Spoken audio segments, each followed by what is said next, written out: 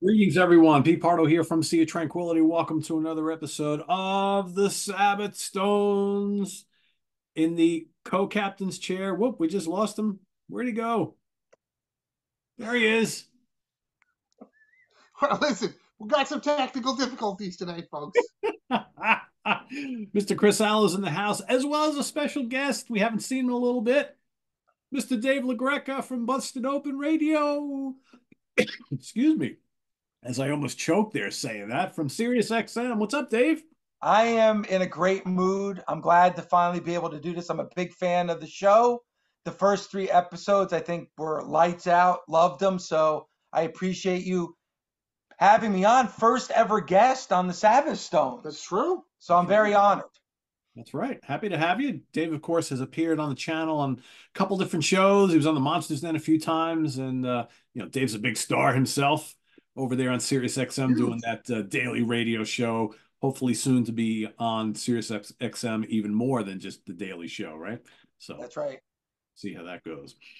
So today we're gonna, as we always do on the show, we're gonna talk Black Sabbath. Chris gave us a little before we start talking about some songs that Dave really likes that Chris and I don't from the classic band Black Sabbath. Chris was kind enough to forward us some interviews to check out for today's show that were just posted on YouTube. One with Ozzy and one with the two Tonys, Tony Martin and Tony Iommi. So, Chris, you want to kind of like intro these and we'll kind of chit chat about them a little bit? Sure. Yeah, Ozzy, for those that don't know, Ozzy has his own YouTube channel now with the rest of the Osbournes. Ozzy, for years, has been doing a show with Billy Morrison from The Cult on Sirius XM on the Ozzy's Boneyard channel. Now they have a YouTube version. And if anybody wants to see it, the title is Black Sabbath from Ozzy's Perspective, and the name of the show is The Madhouse Chronicles. And the most recent episode, which is from a couple days ago, it's like a 30-minute episode. Billy Morrison is very good friends with Ozzy, and he actually interviews Ozzy quite well because he gets good info out of him. It's about 30 minutes, and they just went over basically a condensed version of the history of Sabbath. And Ozzy did say some very interesting things. Gave a lot of cookies to Tony Iommi. One of the exact quotes was, "Tony Iommi was and is the best fucking guitar player I ever played with." And I'm like, wow. He went a lot of years where he wasn't saying that. Absolutely. So I was like, that's something. When he did start to talk about technical ecstasy and the later years with the original version of Sabbath, he said, Tony was right. I wasn't into it anymore during technical ecstasy. Then at one point he goes, Tony Iommi, for whatever reason, is fucking great. Then they started talking about the 13 record, and Ozzy's exact words were, I can't remember why Bill didn't do it, but it really wasn't Black Sabbath because Bill wasn't there. And I'm like, wait, seriously? You can't remember that there was this whole thing with Sharon giving him a contract he couldn't pay, but your side of the story was Bill physically wasn't able to do it. I don't That's know. what he said, right? At the time, he said that Right. Bill could not do it. Yeah. So is Ozzy changing the story? Does Ozzy not remember? But then towards the end, and this was the part that's been picked up on news sites around the globe, uh, Ozzy said, well, the legacy of Black Sabbath is unfinished. Yep. He's like, if they wanted to do one more gig with Bill, I would jump at the chance. And the interesting thing was just today, before I met Dave earlier today, Tony Iommi was interviewed on Eddie Trunk, specifically speaking about the new Tony Martin box set. But Eddie Trunk did bring it up, this statement from Ozzy the other day, and Tony was very nice about it. He's like, do you have any interest in that sort of thing, Tony? And he kind of laughed it off a bit and was like, what, are we still going to be doing this when we're 90? And he's like, it's a nice thought. He's like, I can't remember if he said never say never, but I think for me, reading between the lines, I was like, yeah, that's not going to happen because what was it, 6 months ago, they did that huge festival in California with what, the 6 or 8 bands, and Sabbath was asked, and Tony Iommi said no.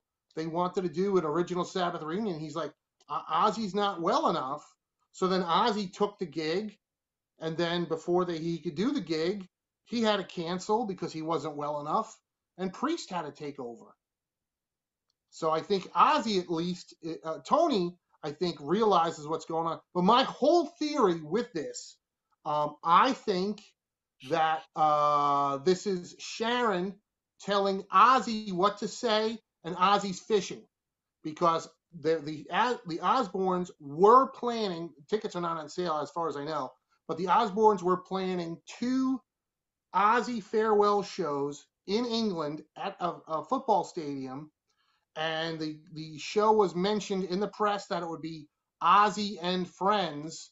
So my guess is, what would sell tickets? The 2 biggest things that could possibly sell tickets for Ozzy Osbourne is reuniting with Randy Rhoads, which tragically will never happen, or reuniting with the original Black Sabbath one last time. And I my guess would be the Osbournes are fishing, and they're getting out there either to hype up the promoter, hype up fans, maybe to see what Ozzy, Geezer, and Bill will say.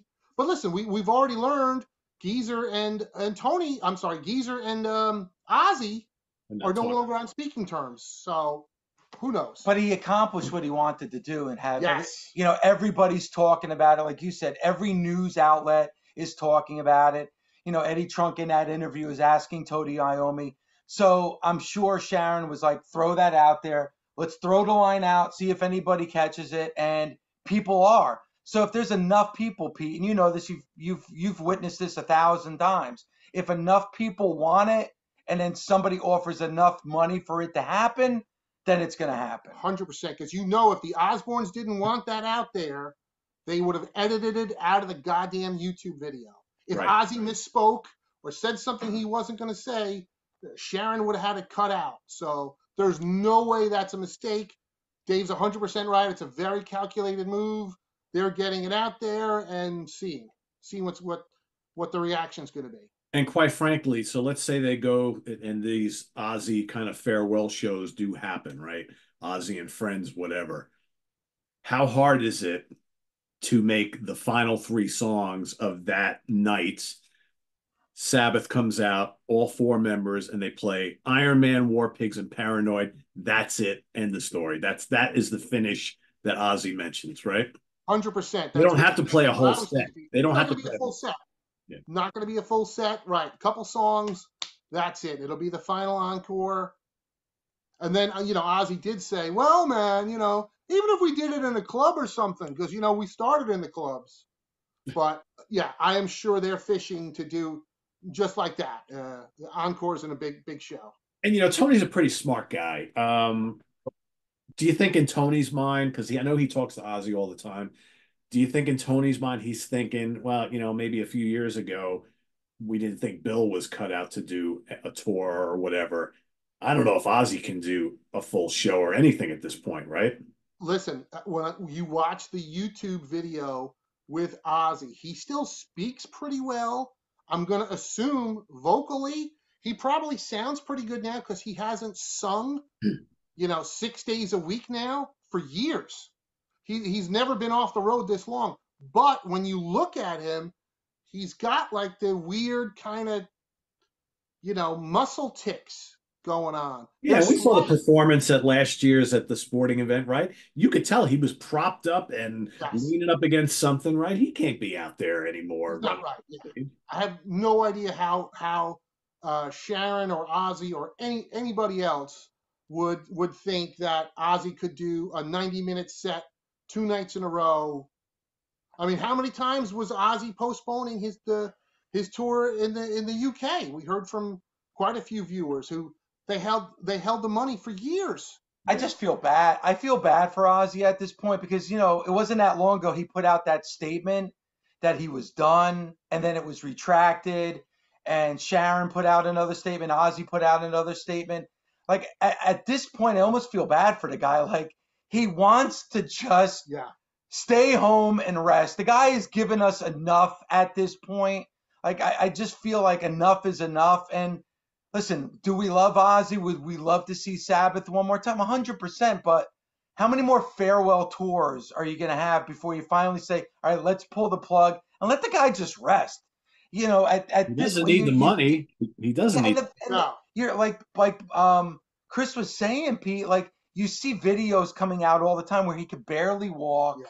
Uh, that's not how you want to remember Ozzy Osbourne on stage. So, I mean, I will say from that interview that you sent to Pete and I with Tony Martin, um, Tony Iommi looks great. I mean, Yeah. he looks very, very healthy. Like I feel like the band itself would be able to maybe pull it through maybe like a short set somehow. But man, Ozzy just looks burnt at this point.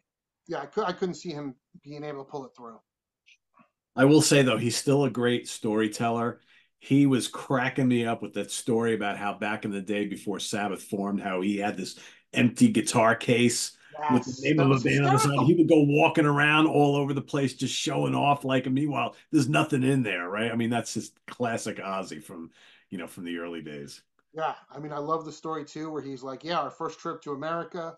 He's like, "We're in some roach motel." He's like, "Our manager went and hired 4 hookers and sent them to the room." And you're right, he does great with stories. And the Ozzy Speaks is the show on Sirius XM on Ozzy's Boneyard, and the Madhouse Chronicles is the new version on YouTube. And it is very entertaining when you can understand him. Like Denise cannot understand a word he says. I Yeah, he have to goes always in and interpret. out. Like I was watching that whole interview today, and there are passages where I can understand everything he's saying. And then when he like speeds up his dialect a little bit, I'm just kind of like, what Yeah, was that? what?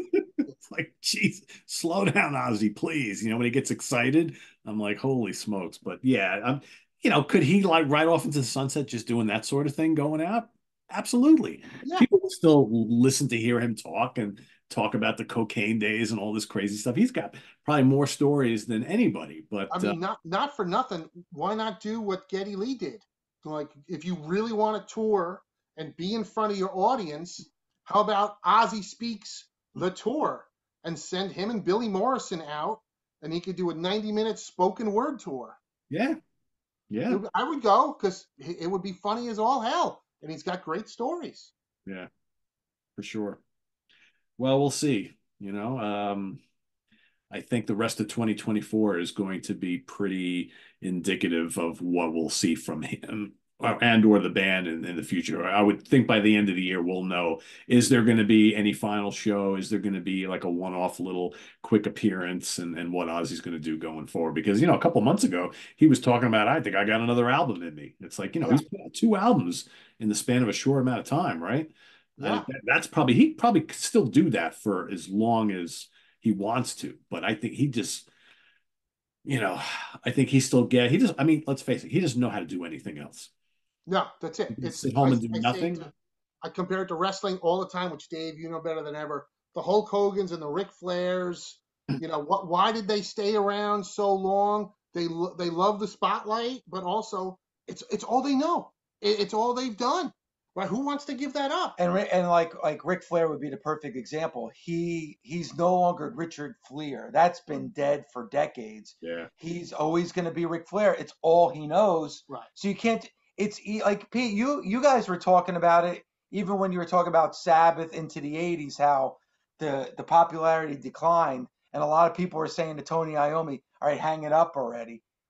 Why? How? This is their profession. This is the only thing that they know how to do. So, I mean, if I just don't feel in my heart of hearts that Ozzy even wants to do this anymore. Like I just feel like he's getting pressure from whether it's his wife or outside forces that are making him go up on that stage and perform. I'm in agreement with you guys. A spoken word tour Yeah. would be fantastic.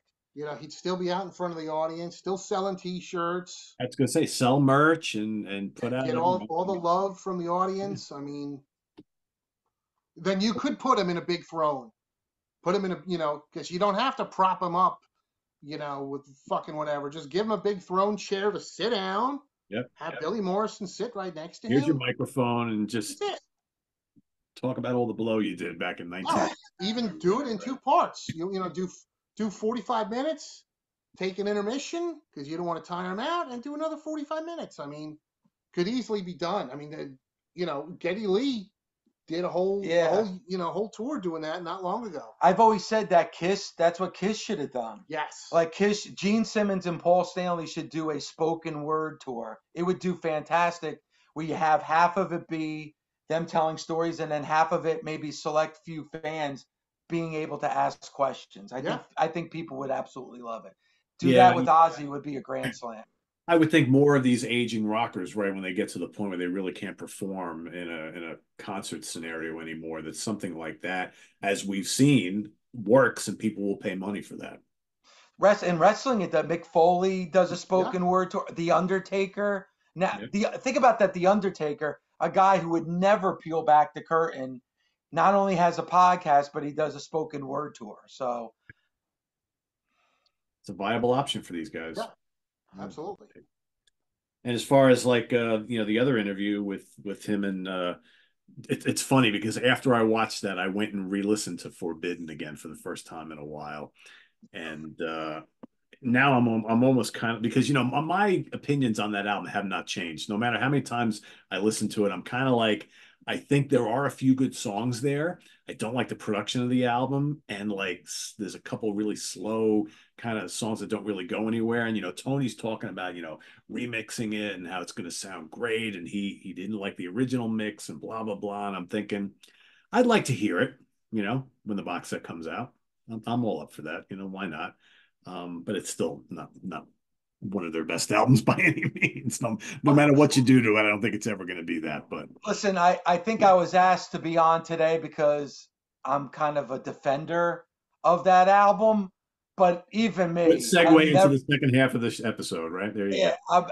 I'm with you. It's not a classic Sabbath album by any stretch of the imagination. So, although it is very interesting because in the YouTube video with Tony Martin and Tony Iommi, Tony Iommi made no bones about it that Forbidden did not come out the way we wanted.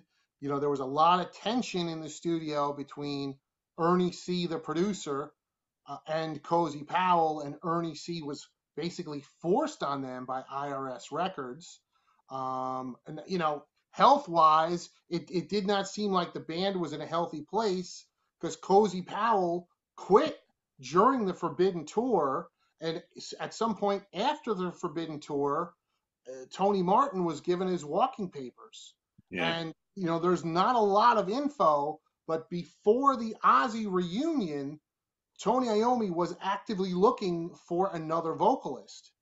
And Steve Grimmett from Grim Reaper, who sadly passed away not that long ago, I had talked to him about it. He told me that he had the gig in Sabbath, that he was replacing Tony Martin going forward until he heard on the news that they were reuniting with Ozzy, and he goes, okay, well, there goes that. That's that. And he's like, I never heard anything, but once I heard they were going to go back on the road with Ozzy, then obviously I knew I was not doing anything. But I remember I can't think of the name. I think his name's Steve, the singer from the band Chevy. He tried out for Sabbath. So there definitely were people, Tony Iommi was interested in parting ways with Tony Martin for whatever reason, and going ahead with again another version of Sabbath. I will tell you, the whole Cozy thing is interesting because one of the things, and I'm a big Cozy Powell fan, one of the things that I noticed today while re-listening to this album again is that Cozy's drums are really pedestrian and uninspiring on that album. And that takes a lot to admit that, because I'm a big fan, and I just, almost everything he's ever done, I really enjoy. I like his style of drumming, and I like all the stuff he's done with Sabbath. I don't find his drumming all that good on that album, really, to be honest with you. 100%, Pete. On the interview today with Eddie Trunk, Tony Iommi said, that was all Ernie C. wanting to change the way Cozy Powell played drums. And Tony Iommi's like, I thought that was crazy. Tony Iommi actually said that would be like having me try and change my guitar style. He's like, I wouldn't be able to play like Yngwie Malmsteen. He's like, I couldn't do that. So why are you taking Cozy Powell and changing the way he plays drums? And again, he said there was a lot of tension in the studio. Tony Martin on the YouTube video said things were happier when they were writing the songs, but it seems like, yeah, that lineup really, it seems like they imploded when they did the record, which, yeah, is a terrible record. I remember Tony Martin proudly saying, because I did see them, even though I hated the record, I saw them 3 times on the Forbidden Tour. And Tony Martin's like, yeah, we did this whole record in 7 days or 8 days. And every time I was like, God, it shows, man. This is despite, even though I love Dave LaGreca, despite what Dave LaGreca says, those are some terrible fucking songs. Listening to like Rusty Angels, I'm kind of like, all right, is this Dokken? It sounds like a friggin' Dokken song to me. It's like, Yeah. put Don Dokken in there, and it's like, Even and listen, not to knock Tony Martin, because I am a fan, but oh, yeah, when you look at just the fucking titles, I Won't Cry for You. yeah. Seriously, that's a fucking Black Sabbath song. What, and the one song I half like was it Can't Get Close Enough to You. That's a fucking Black Sabbath song. The riff is great, Yeah. but there's like a 10-minute intro and a 10-minute outro, and just the fucking topic in that lyric, it makes me crazy. Makes me crazy. Oh my, I could just imagine, Pete, whenever I'm a guest on Sea of Tranquility, I'm always honored to be a part of it. And I always love reading the comments. And for the most part, the audience likes my contributions. I have a feeling on this video, I am not going to read the comments, because I have a feeling like I am definitely going to be in the minority. Listen, there could be people that love some of these songs. Just because I don't like them, and I don't think Pete likes them. Yeah, listen, and Forbidden is a stretch. Like, I get, like, I'm going to be up against it. But, Pete, there's some other songs that I've been listening to you guys talk about for years that completely floors me when you guys say that you don't like them. Like, completely floors me. Like what? So give us some examples, Dave. Yeah. All right. Well, I mean, I think the biggest one. Well, first off, I'm a little disappointed. It's not. I always hear on Busted Open about Dave's laminated lists. This is just fucking paper. This is not laminated. Well, it's not a laminated list. I did take notes, obviously, but you know what? It's not a laminated list because I think I can add to this or subtract to this, because that's why we're doing the show today.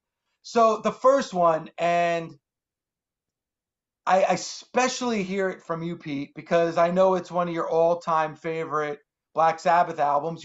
You're wearing the shirt as we speak, and that's Volume 4. I'm floored that you, Pete, and especially you too, Chris, that you guys don't like the song Changes. I remember hearing that song for the first time when I was in 6th grade.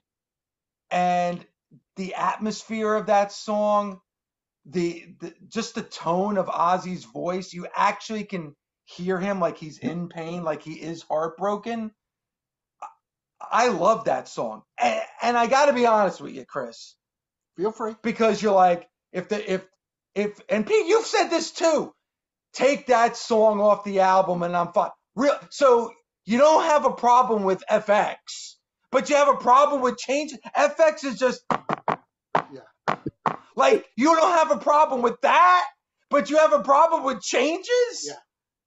FX is over before you blink, Dave. Changes for like 4 minutes of dun-dun-dun-dun-dun. I'm like, I actually think that that's a beautiful song, and I think it fits perfectly on Volume 4. I really do. And I'm very surprised. Maybe the first couple of years that I owned that album, I probably agreed with you, but I never need to hear Changes ever again.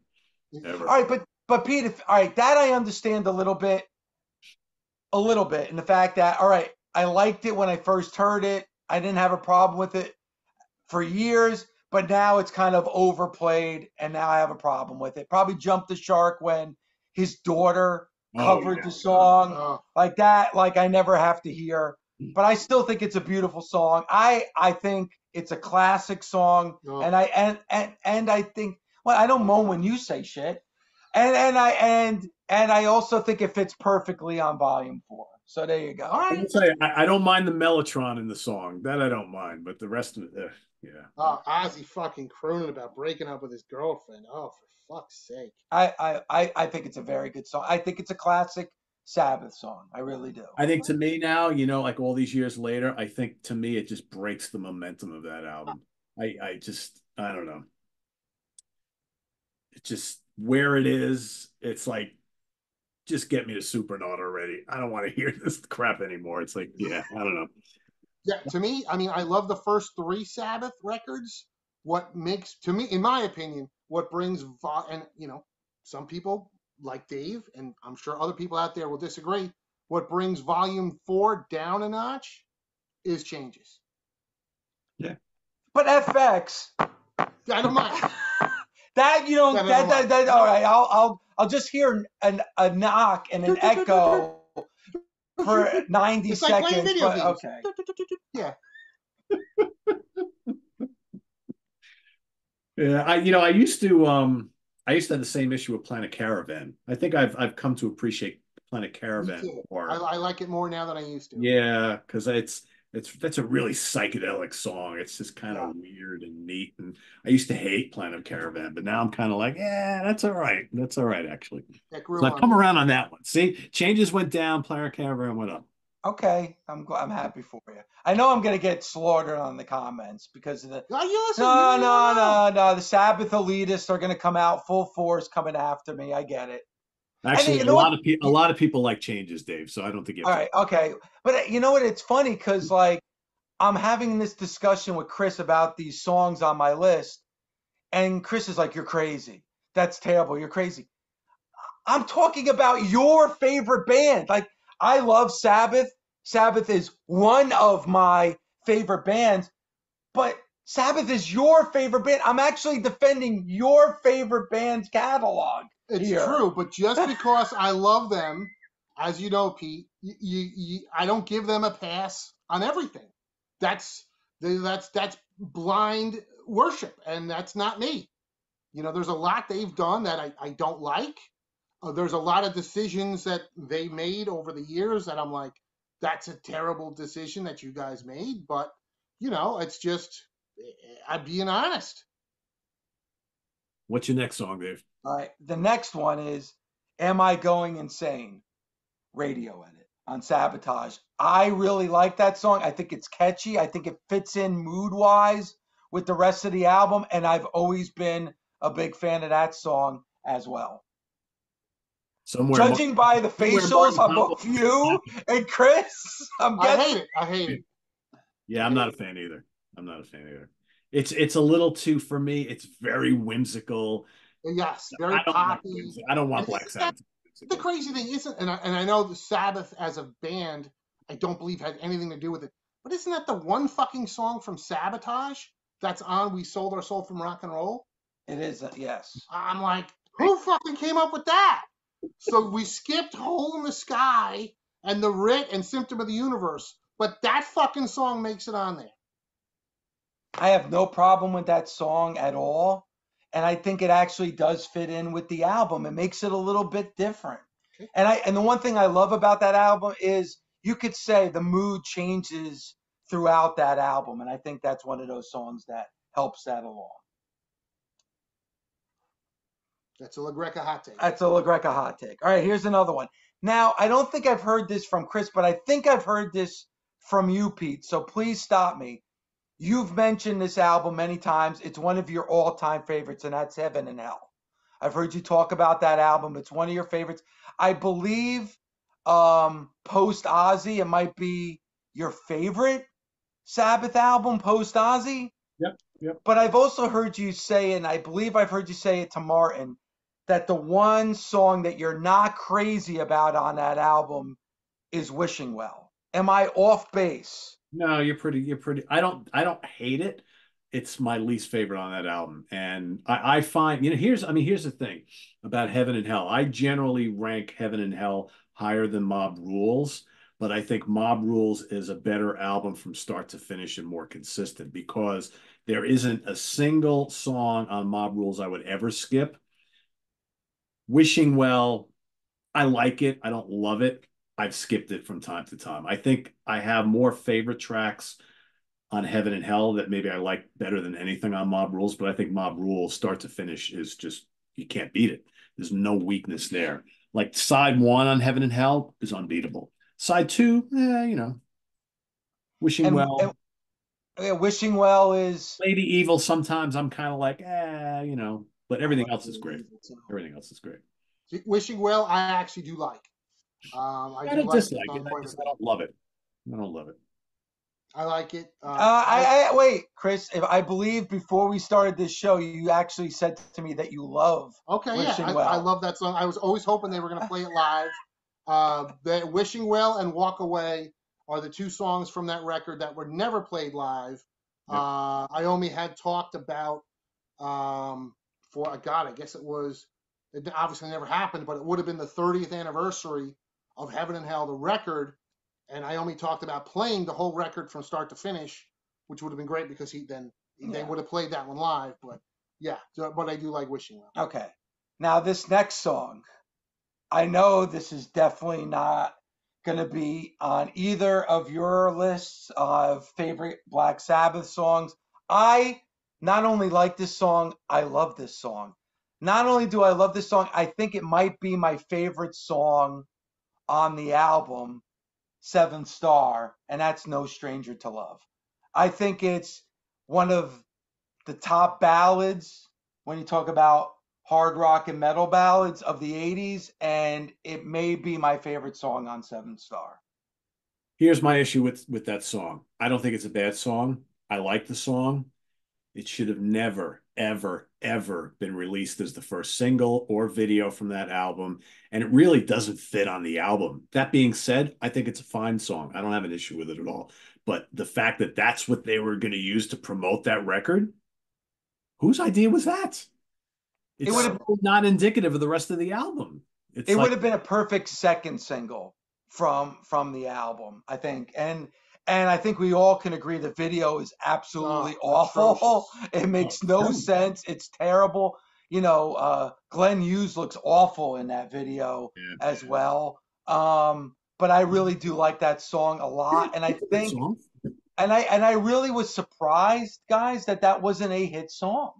Like I really expected that to be a top 40 song for Sabbath. Never What the played problem out, is, and I Dave, think I think if that song comes out by anybody else, it probably does better. I don't think Sabbath fans want that to be a Sabbath song. That's the problem. To me, In for the Kill was the no-brainer song to yes. launch first from that album. I don't know why they didn't, because they wanted to go with the power ballad because everybody else is having success with power ballads at the time, but that's not what you want from Black Sabbath, right? Yeah. Yeah, I don't particularly like the song, but I agree. Yeah, it's a terrible choice for a single and video. Definitely a terrible choice for a Black Sabbath song. I really like. I didn't like it in 1986, Seventh Star, but I have totally flipped on that. Except No Stranger to Love. I still do not like that song. I like the rest of the album except that one track. And I actually think Glenn Hughes' voice on that song is fantastic. I've always He's been a great on the fan of whole that album. song, He's great on the and whole album. yeah, That's why it is. that whole point in time in Sabbath's career is such a travesty Yeah. because you got the right singer for that album, and then the tour was such a disaster because of everything that was going on with him. And you listen to No Stranger to Love, couldn't you just envision Ray Gillen singing that in Badlands? Yeah, And I think you're right, Pete. I think if that song was Ray Gillen and that was from Badlands, that would have been a hit song. Probably. Like I think that would have been a hit song. And you guys were talking about, I believe, on the last episode about for a lot of fans, there was a cutoff when it comes to Sabbath. And I think Yeah. a lot of people, maybe even a lot of people watching this video, I'm sure there's some that have followed their career and never stopped. I was one of those fans that cut off at a certain period, and that period was Seven Star. I go back and I appreciate that album a lot more now, but at the time I thought it was a major disappointment when I first heard it. But what really was catastrophic for me as a Sabbath fan was that tour, and that more specifically the show that I saw at the Brendan Byrne Arena in New Jersey. That was a colossal fail, and I mean, I remember people during that set were walking out of the arena during that set. And that was kind of like my tap out point for Black Sabbath for a long time, probably until the semi reunion at Ozfest for me. So, Yeah, it was a bad point. I mean, I was there too, Dave, and I remember, Glenn is up there croaking away, sounded terrible, and I'm like, what is going on here? And I'm thinking, God, Dan Spitz up there playing bass for Sabbath. I'm like, that's kind of weird, and thinking, shit, is this the end? Right? I really wanted it to be great because I'm a Deep Purple guy too, right? So I'm like, to me, I love the Gillan album. I love Born Again, and then he leaves, and then they bring in another ex Deep Purple guy, and I love Glenn Hughes, and he sings great on the album. I was so psyched for it. And then that tour was such a disaster. And then after the Jersey show, he's gone like a couple days later, and they bring in this new guy. It was just such a disaster and a shit show. But I kept on. I started. I bought the Tony Martin stuff, and I didn't really have an issue. I didn't fall off, but it was kind of sad to see Sabbath like just falling down the rung of the ladder so far in the years following that, right? Really, until Dehumanizer came out, it seemed like just the majority of people just didn't really give a shit about Sabbath anymore, which is really sad. and Pete and Chris, you guys were going to shows at that time, and I would, and I'm a Jersey guy, so I'd always go to concerts at the Brendan Byrne Arena, and it just felt like around that time there was always hard rock and metal bands, on a monthly basis playing at the Meadowlands Arena, and I just remember everybody was selling out. Like, it doesn't matter what band went in there. And I just remember going in at and seeing all like sections of that upper tier completely empty. And I'm with you, Pete. I think a lot of people left the show that night saying, "All right, that's probably the end of Sabbath." Yeah, it's hard, right? Because I mean, Wasp were very good that night, I thought, right? Anthrax Yep. were very good that night too. So it's like you had these two younger bands. It was almost, honestly, guys, this was like almost like Van Halen open up for Sabbath on the Never Say Die tour, right? It's like here you have this band that's just imploding at the seams, and you have, in that case, you had this one young opener just blowing them off the stage every night, and here you got two bands that are fairly hot at the time doing the same thing. That's really sad for a legendary band like Sabbath. It's just hard to see, hard to watch, and you love them so much, but you're like, oh God, what's in store for them next, right? Can they recoup after this disaster? I don't know. But I agree that with Dave, that was to me, looking at it now, that the whole 7 Star debacle, that was the album that that broke the band. That was the dividing line that really killed them. And yeah, I don't think they fully ever recovered until they got back with Ozzy, or whatever, 11 years later. And I always bring this up too, and people forget that really hurt Sabbath was during the No Rest for the Wicked tour, Geezer Butler joining up with Ozzy, because then I was like, well, Ozzy's more Sabbath than Sabbath is. Yeah. And I think that actually was Yeah, kind of like the knockout punch. That was almost like salt in the wound, saying, like, I'm going to recruit Geezer Butler to play bass. So, absolutely. And listen, I enjoyed the Tony Martin years as much as possible. I went to the shows, I bought the records, but I always say I hate people that want to rewrite history, because the Tony Martin era was not that successful. It did well at first in the UK and Germany, but it did terrible in the US. And it kind of limped through towards the end, but it was not a super successful era of Black Sabbath. No. Like it or not, that's being realistic. Chris and I were chatting a couple of weeks ago. I was re-listening to the Eternal Idol remaster with the bonus disc of the Ray Gillan recordings, basically doing, singing on that album. And I said to Chris, I'm like, shit, no disrespect to Tony Martin, but Could you imagine if they released this album with Ray Gillen and all the subsequent albums and he stayed in the band? I mean, that guy is a fucking rock star or Yeah, was a rock star, right? No disrespect to Tony Martin at all, but absolutely. I think Ray Gillen just had that it factor, right? That I don't think Tony Martin really has. So Agreed. He besides, having great stage charisma, besides being a great singer like Tony Martin, man, he had a great fucking look. yeah, If marketed right, holy shit, maybe you could have tapped into the female market because he had that look. Pete, you said it best, and we talk about this in pro wrestling all the time, the it factor. Like you said, no disrespect to Tony Martin. Tony Martin did not look like a rock star. He just yeah, didn't. When you see those videos, when you look at the concert footage, that could be somebody off the street. That could be a fan out of a seat in the arena and throwing him up on stage.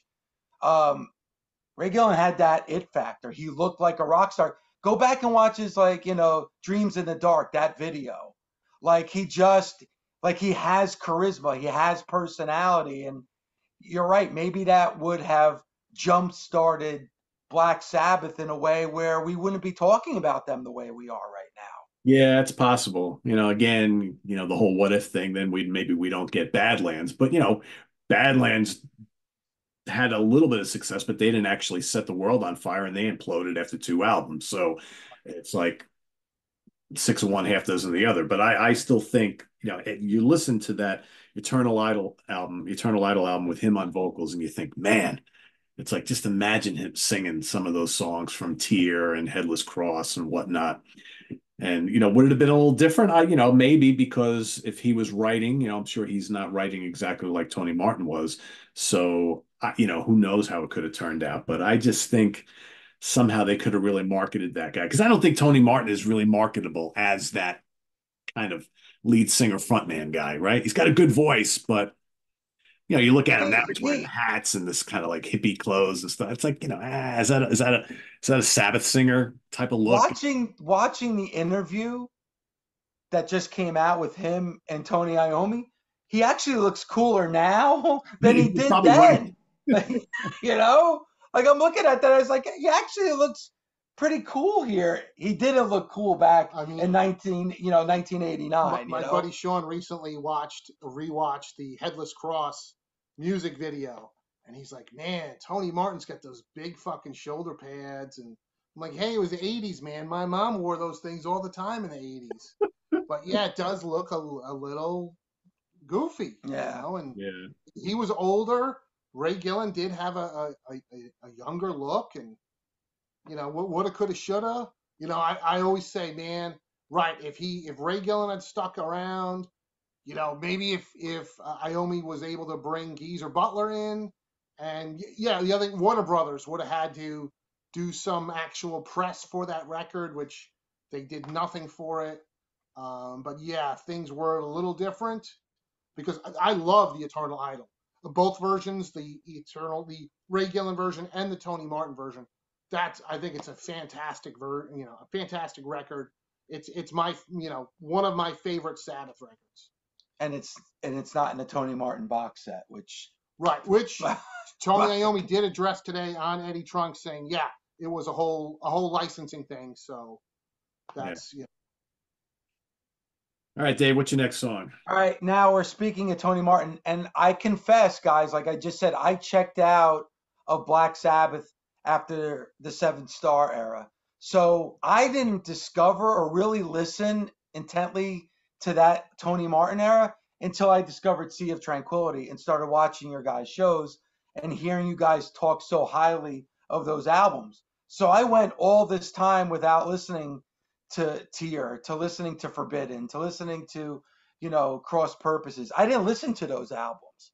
So going back now and listening to that catalog, I really love Feels Good to Me. And I listened to that song, and it was a song after I heard it the first time, I went back and listened to again and again, and went to YouTube and watched the video. And I'm really high on that song. And I was kind of surprised listening to you guys talk so poorly about that song. I think it's great. I think it's very catchy. I think it's got a great atmosphere and mood about it. I love Tony Iommi's guitar playing in that song. I understand it's a ballad and it's another ballad on that list.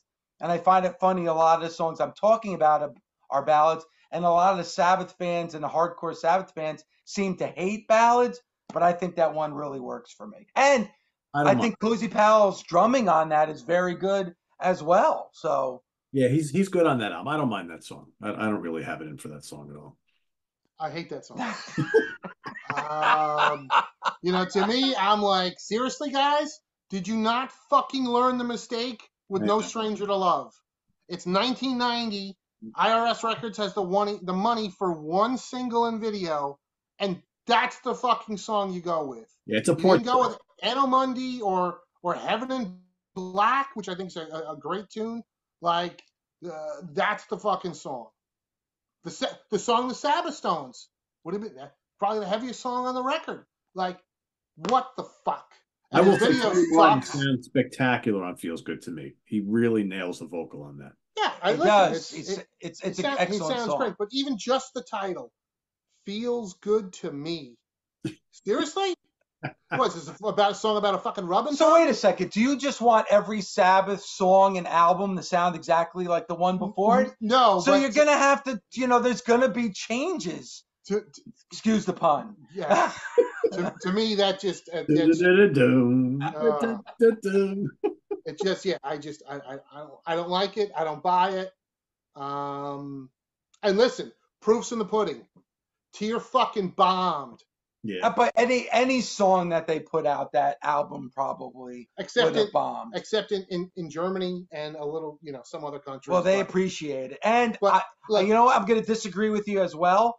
I like the video. The two women that are in that video, I think, are extremely hot. I'm a big fan, so I like the video.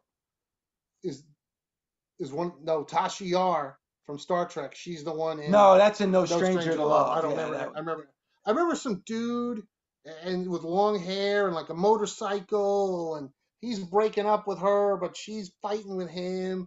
I'm like, this sucks. Like fucking 1990, the Headbangers Ball played it like 2 or 3 times. I was like, this band is my favorite band. I'm like, this band is fucking doomed.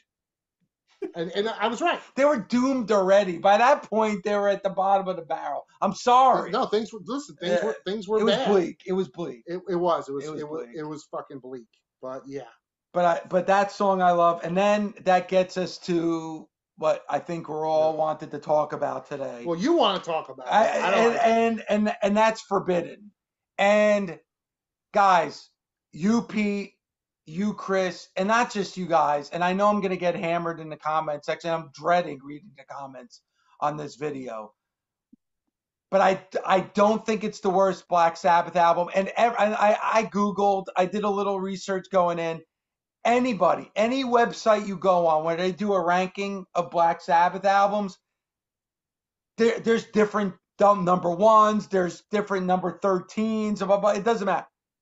There's the same bottom, and that's always Forbidden. Every website you go to, every ranking, every YouTube video, everybody has Forbidden as the worst Black Sabbath album. It is not the worst Black Sabbath album, in my opinion. Well, it's funny because to give Eddie Trunk credit, he brought that up, that Forbidden is fairly much universally considered the worst Black Sabbath record. And then Tony Iommi explained the situation with the producer and the unhappiness on working the record. And listen, I know I'm going to get hammered on this, especially one of your other co-hosts, on Fridays, and that's Martin Popoff, who I know loves this album.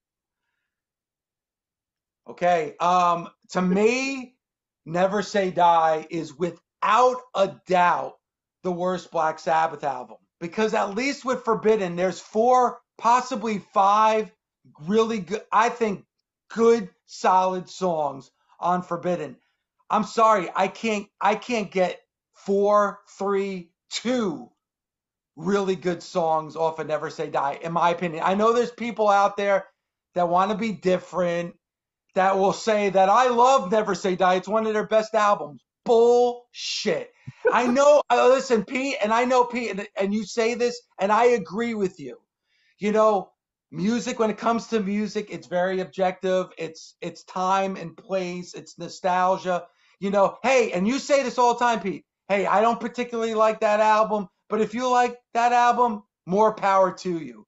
I agree with that in 99.9 cases when it comes to this, but not with Never Say Die. I'm sorry, Black Sabbath fans. I can't understand how anybody has Never Say Die even close to their top of the list when it comes to Black Sabbath albums. I don't get it. I Dumbfounded. don't get it either. Dumbfounded. Dumbfounded. I'll even go as far as to say the song Never Say Die is 10 times better on Speak of the Devil than it is on Never Say Die. Yeah, So to me, I don't get the Never Say Die love. I mean I don't get it personally, because I have been trying to find something to love about that album for over 40 years. I like the title track. I like one or two tracks are okay. I hate the production of the album. I don't want to hear saxophone. I love saxophone. I don't want to hear it on a Black Sabbath record. I don't particularly care for, the stuff that Bill's doing on there. I just don't like the album. It doesn't sound like a Sabbath record. The band hates it. What does that tell you right there? Sure. That's always my argument. It almost sounds like those were tracks that were left off of other albums that they just threw together and put on an album. That's what it sounds like to me. So listen, I'm not by any stretch of the imagination putting Forbidden up there with Paranoid or Mob Rules or even Seven Star. But to me, it's definitively above Never Say Die. And listen, when you first put it on, anybody that's getting this box set and maybe listening to Forbidden for the first time, skip over the first track. Do yourself a favor. That is terrible. Don't just skip over the first track. But, and I know you guys are going to disagree, Rusty Angels, I really do like that song. Get a Grip, Can't Get Close Enough, Guilty as Hell. I like those songs. And I was listening it on the way here. 85-degree day, windows down, blast 4 or 5 songs from that album. I enjoy it. I find it entertaining. Is it a classic? No. Is it genius? Is it great? No. But I find Forbidden to be an entertaining album. That's it. I don't know. There's 10 tracks on there. I will say 6 of them are, to me, just, I don't like it all. The other 4 I can listen to. I think Kiss of Death is probably the best track on the album.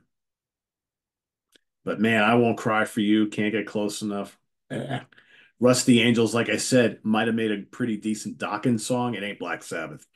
And The Illusion of Power, I get the doomy vibe, because a lot of people are like, oh, it's the doomiest song they've done in years, but I don't want to hear Ice-T on a Black Sabbath record.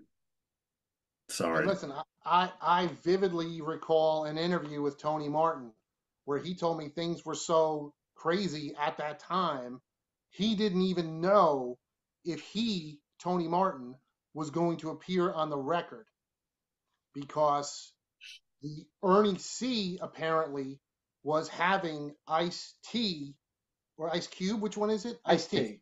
Ice-T. Sorry, Ice-T and Ice Cube, for mixing you two up. But yeah, apparently Ernie C was having Ice-T record lots of vocals for the record. So I would not be surprised if there is a version, which I would still buy, even though it would be terrible. But I would not be surprised if there is a version of Forbidden with Ice-T doing vocals on everything. But yeah, Illusion of Power is fucking garbage. But as is, I feel, the rest of the record. I like parts. Like, I like the riff of Can't Get Close Enough to You, but just that title makes me nauseous. Like, seriously? And this long intro and this long outro. And, Kiss of Death, I like the riff, but the rest of it, ugh. And that was another thing, too. Actually, Tony Iommi had said that Tony Martin had said recently, "Oh, well, can I re-record some vocal parts?" And Iommi's like, "No, it's we're gonna remix Forbidden, but we're gonna go with what it was." The But biggest yeah, I travesty think of this album, and for Black Sabbath to be guilty of it is a terrible thing. This album sounds generic. When was the last time you ever said that was a pretty generic sounding Black Sabbath album? Really, never. This album, to me, any band could have made this record. Yeah, there's some cool riffs here and there, and the vocals by Tony are good, for the most part. I just don't. Most of the songs just don't do anything for me, and I don't know. Mediocre Black And hey, Sabbath. how about that awesome album cover? Oh, it's terrible. It's absolutely terrible. It's that I agree with. And again, I know I'm getting hammered. I know the comments are being typed as I'm speaking right now. But I just find some of the songs to just be fun. Like, again, not a classic Sabbath album by any stretch of the imagination, but I will go and play Forbidden more times than I'm gonna go and listen to Never Say Die. And I'm with you, Pete. I have tried. I tried when I first heard it. I've over, like you said, I probably bought that.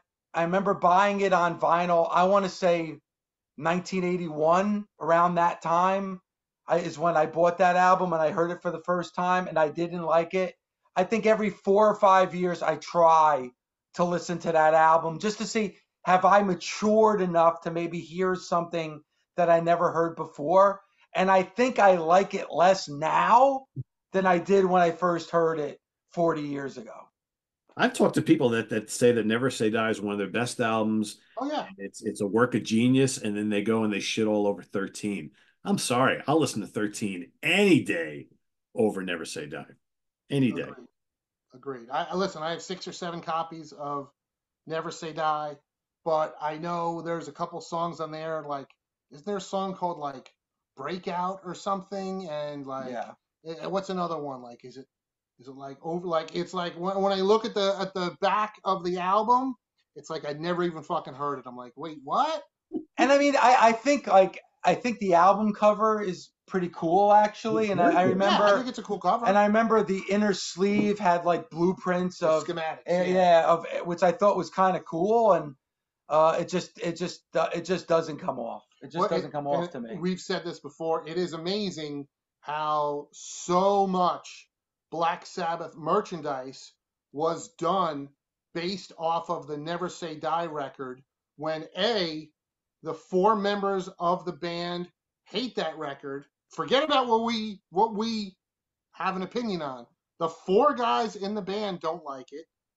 And what was my other point? Oh yeah, B, because they don't like it, since they reunited in 1997, they never played any songs from it, and actually no song from Never Say Die, the record, has ever been performed by either Ozzy Osbourne or Black Sabbath, any version of either band, with the exception of the 2 nights at the Ritz in 1982 when Ozzy did the all Sabbath sets and he played Never Say Die. That's it. So from 1978 till today, so the song was played, the title track was played twice and never since. And if you type in Black Sabbath T-shirt, it's in Google right now, most likely the first image that will come up is the cover of Never Say Die. It's that was the T-shirt of the 13 tour. Yes. I have and one. The tour poster and so much other merchandise. It's crazy. Is it Rocket or what? I forget the name of the company, but the company that does the rock statues, they just announced. I saw the picture and I laughed. I'm like, well, it's not a terrible statue, but no fucking way. And they're doing a statue of the airman, with the mask and everything from Never Say Die. And I'm like, wow, it's unbelievable the amount of merch from a record that the actual band does not like and does not promote. Somehow I think they're trying to recoup whatever losses they took back on the Never Say Die tour and album all those years ago. It's possible. And there was one more thing I wanted to throw it at you guys. Because the last episode, which I thought was amazing, it brought back a lot of memories, was you guys talking about the performance of Black Sabbath at Live Aid. Like I must have watched, I recorded it, and I must have watched that when I was a kid 1,000 times. And you both said near the end of the video about how, you know what, it's probably better off that that reunion never actually happened, because then you got Seven Star and Ultimate Sin, and you guys are nuts, because I swear, watching them perform at Live Aid, and you said it, Pete, they're pretty much hungover. You know, they banged around for like an hour practicing and just drank, and then probably went out there at 9 o'clock in the morning hungover. And think about how great they sounded. You made the point, Chris, like Bill Ward never looked cooler. The way he was pounding the drums, so much passion and energy behind it. Tony Iommi looked like a rock star. Geezer Butler was amazing. And I think about it in my brain that at that time is when a lot of those 70 bands were reuniting. Like Alice Cooper made a comeback, came out with an album that sold okay, and in his tour just sold out arenas all over the world. Deep Purple were playing stadiums. Imagine how big a new album and a new tour from Black Sabbath would have been. Pete and Chris, they would have been doing stadiums in 1986 if they would have gotten back together after that Live Aid performance. Problem is though, Dave, is Ozzy didn't need them to do that. He was ready to do it on his own. And That's also, which we discussed, and it's in the books, they were planning on reuniting, but it sound from Tony Iommi's side of things, and I think it was mentioned in the Geezer Butler book as well.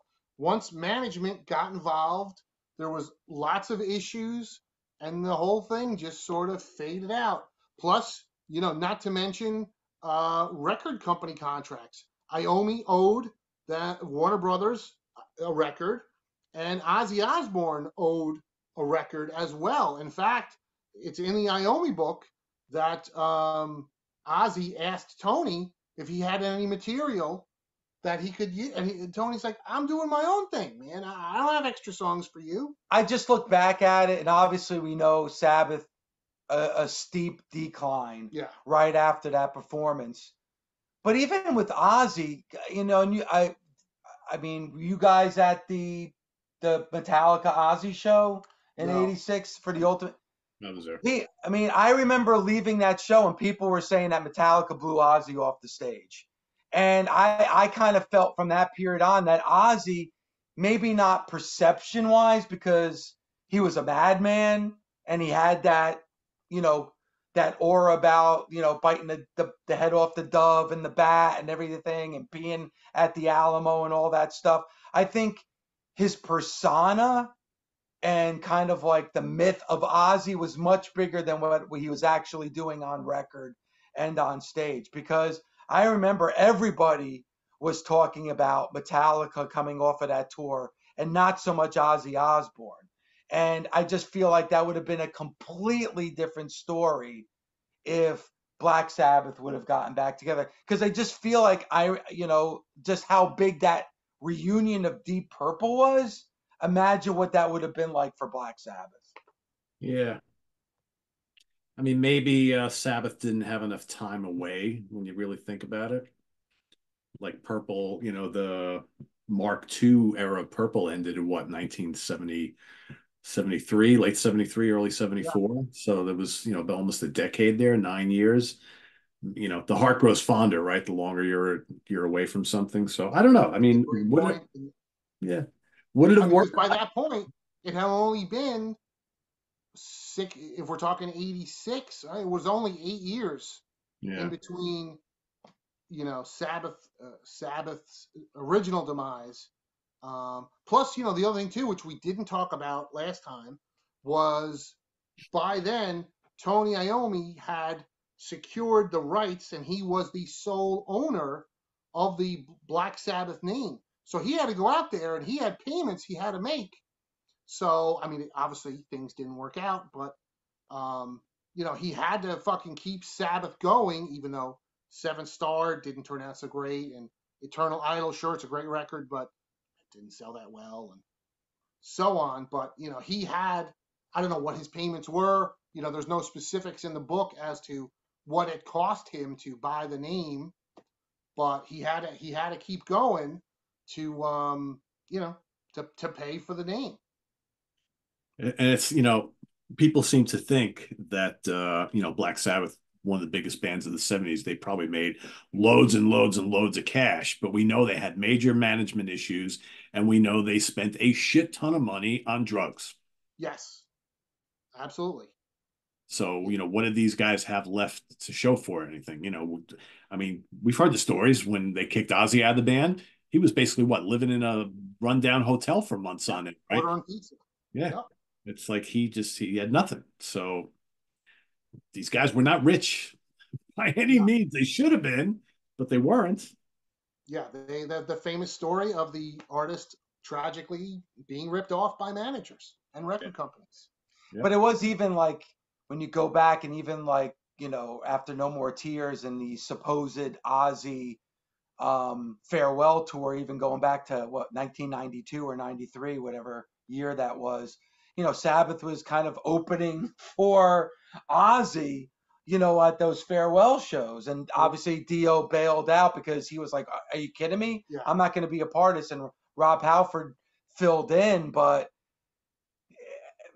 the only thing I will say is that we were able to get those reunion shows in the late 90s. That first Ozfest was to be on the floor at Giant Stadium and to see, even though it wasn't with Bill Ward, Mike Borden was on drums, to see Tony Iommi, Ozzy, and Geezer Butler together on that stage. I got goosebumps right now, even talking about it. That was amazing. And then that tour in 98 was just, lights out. So we ultimately got what we wanted, but we could have gotten it a decade earlier. So yeah, true. Got any other songs for us, Dave? Or no, but I mean those are really it, because I think those are the most egregious ones where I love these songs. Maybe not so much the songs on Forbidden, but again, those songs like Changes, Am I Going Insane, Wishing Well, No Stranger to Love, and Feels Good to Me. I love I'll even make the case, outlandish as it may sound, that Feels Good to Me might be my favorite song from the Tony Martin era. Oof. That's it. That's hot take. That's my last hot take, Pete. That's my last hot take in the video. I think the batteries in my hearing aid are going low because I must have heard something fucking wrong. All right, why don't we do this to kind of close out tonight? We'll go out on a high note, if you can do it. Name your favorite Black Sabbath song of all time. Ooh. Yeah, put on the spot, right? I don't even know if I can answer that. It's probably the Sign of the Southern Cross. Really? Gosh, I may have to go with Heaven and Hell. It's tough. Because my favorite Sabbath song changes all the time. Wow. Trying to think all right, give me a second here, guys. Yeah. It's probably Children of the Grave. It's a great one. I don't know, but I have so many favorites, right? That could change. It's impossible. It's impossible. It's not Rusty Angel. I'm not saying that. But you know what, though?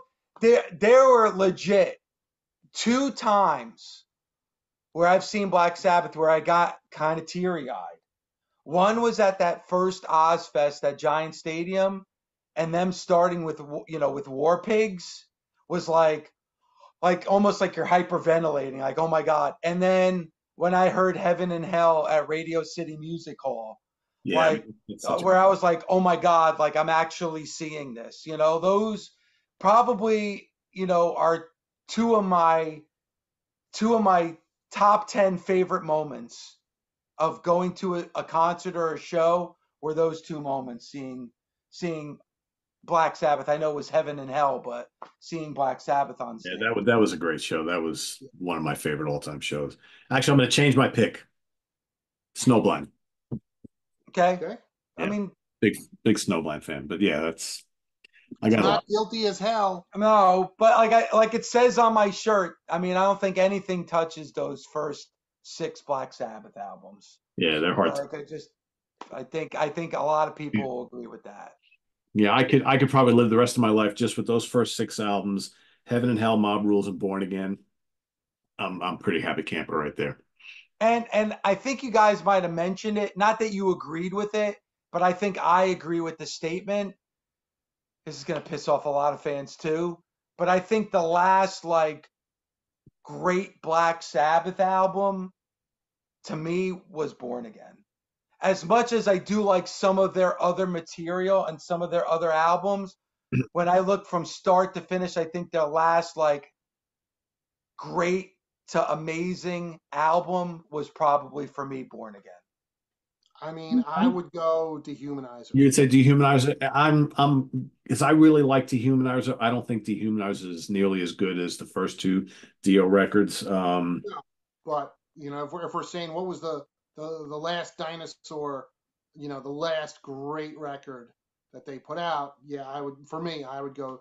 Although I am also very partial to Eternal Idol, but yeah, I would go Dehumanizer. Yeah, I don't know if I think Dehumanizer is a really good album. I don't know if it's a great album to me. It's pretty close, but I absolutely think Born Again is great. Like that to me, that's a great album. I really enjoy most of the Tony Martin era albums. I don't know if I'd call any of them great, So I don't know. It's hard, Dave. I'm on the fence there, but yeah, No, it's a tough one. But I think to me, and again, Sabbath is one of my favorite albums. You guys, that's your band, that's your favorite. To me, like that was from start to finish the last great Black Sabbath album. Yeah, I mean, I couldn't argue that too much. But yeah, there's a couple others that I think are in that equation. But yeah, I hear you. Thanks for having me, guys. Yeah, this is great. So Dave, I hope it's not the last time. I'm gonna get murdered. No. I'm gonna get murdered. The comment section is gonna be outlandish. So if this is the last time I'm on with you guys, thank you. Thank you for having me on. Appreciate it. This is Dave LaGreca signing off on the USS Nostromo. Do I tell the wedding story? Do I finish it off with the wedding story or no? Yes. Because I don't want to bore your viewers like I bored Chris Alo. Tell the wedding story, Dave.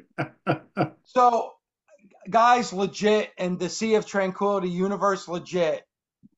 I was lucky enough to go to Nita Strauss and Josh V's wedding a couple weeks back out in LA at the Hollywood Roosevelt.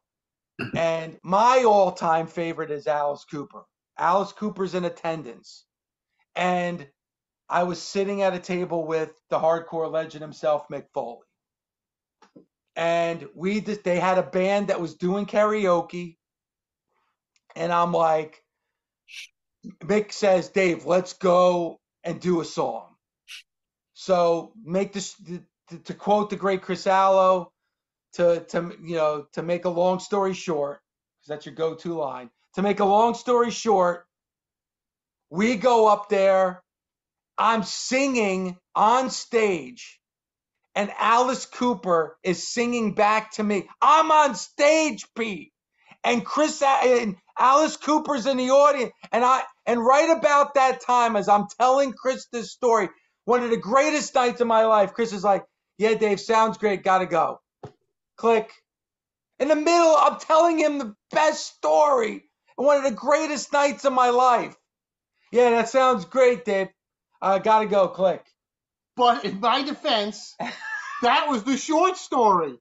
He could have just fucking went there. No, he had to tell me all the minutia about this one and that one, and Mick Foley's scared, and I'm gonna do this song and not this other one, and Mick Foley has nightmares, and I'm like, dude, holy shit, dude. Listen, Pete, I told you this. Let me hold on a second. I'm the guest. Pete, let me ask you. I told you the complete story before. Were you bored by that story? Were you entertained? It was a great story, Dave. Not Chris Alo. Not great. He might as well have been listening to Rusty Angels. He was like, click. I mean, listen, the best part of the story was Alice Cooper telling Dave LaGreca that he did a great job. But like I said earlier, you know who else did a great job? My wife. because she made a fucking great I meatloaf. didn't even get to that point. I didn't even get to the point. I was fucking starving. I didn't even get to that point in the story. I gotta go, man. I got meatloaf on the table. I'll call you back. That's his favorite Hudson Valley Squares line. Guys, I gotta go. I got something waiting for me.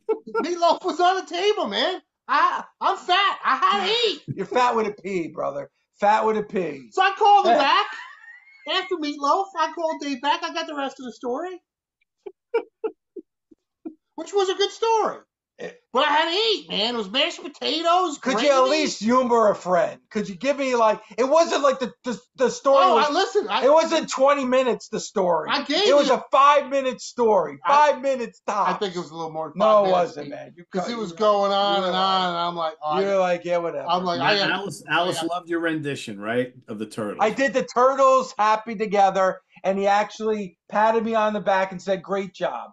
And to me, that's like I was in heaven. I could have died in that moment. But again, I didn't get to that point in the story because he had already hung up. I called him back. I had to eat, man. I'm starving. Too funny.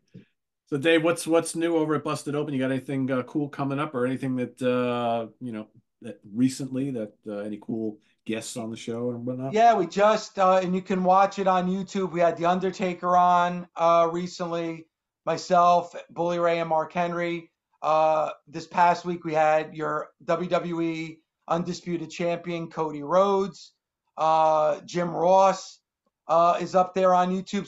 Subscribe to it. If you're watching Sea of Tranquility on YouTube, move over to the Busted Open YouTube page. You can see some great videos. And for the music fans, we have a exclusive interview with the entire Motley Crue band. So if you have any Motley Crue fans out there, go over to the Busted Open YouTube page. We're also live on SiriusXM 7 days a week on SiriusXM Fight Nation. And also please subscribe to the Busted Open podcast as well. So thank you for letting me promote that stuff. And thank you for listening to my story, Pete, not getting bored like Chris Alo. And thanks to the Sea of Tranquility Nation for letting me come on and kind of giving my guilty pleasures, I guess, in the catalog of Black Sabbath. So, and I know you got a lot of the Sabbath elitists out there that, oh, God forbid, changes. Oh, gosh, no. Can't listen to that. Listen to FX before I listen to that. But I appreciate you having me come on. Thank you very much. I think actually, Chris and I get a lot of shit from like really, really loyal Black Sabbath fans when we say anything bad about Sabbath. So, yeah, we've heard shit about that before. Oh yeah, which I don't get. Oh, can I throw one thing out there? Another hot take. Sure. And I love listening to you and Martin on Fridays. I love it. Show No Mercy. The bottom of the list when you're talking about 80 thrash albums. Show No Mercy at the bottom of the list? That is crazy. I mean, I don't know, Martin. I love you, but come on. And but I also add for Martin that the definitive book on Alice Cooper is by Martin Popoff. So please check that. But I don't know, Chris. We're gonna have to get Martin and Dave on a show together at one point, huh? That'd be a hoot. Show No Mercy, number 50. Are you nuts? Yeah, I love Show No Mercy. Yeah. Classic Slayer. Well, But Martin likes things that everybody else doesn't like. That's why he's the contrarian, right? Yes, that's it. That's a good tease. That's a good tease. That's his gimmick. That's his gimmick. Yep. Everybody likes lemonade. Oh, I hate lemonade. I like drinking vinegar. That's it. That's his thing. That's his shtick. I hope people are still watching. Yeah, there you go. Well, thanks for watching, everybody. This latest edition of the Sabbath Stones. We went in all sorts of different directions, but I think it was a fun conversation. And I want to thank Dave for coming on. It's always a pleasure having him on here. We'll be seeing him again. So make sure you go check out Busted Open and visit us on the web at www.seatranquility.org. We're on Facebook. We're on YouTube all together all the damn time. With Dave LaGreca, Chris Alo, I'm Pete Pardo. Thanks for watching, everybody. Enjoy the rest of your week. And we'll see you tomorrow at the Fun House with Martin Popoff tomorrow morning. Also got Ken Golden with the Professor's Picks. We've got the review crew coming up on Saturday, and I will be ranking the albums of Spirit on Sunday. So jam-packed weekend ahead. Memorial Day weekend here in the States. Have a good one, everybody. See you soon. Bye-bye.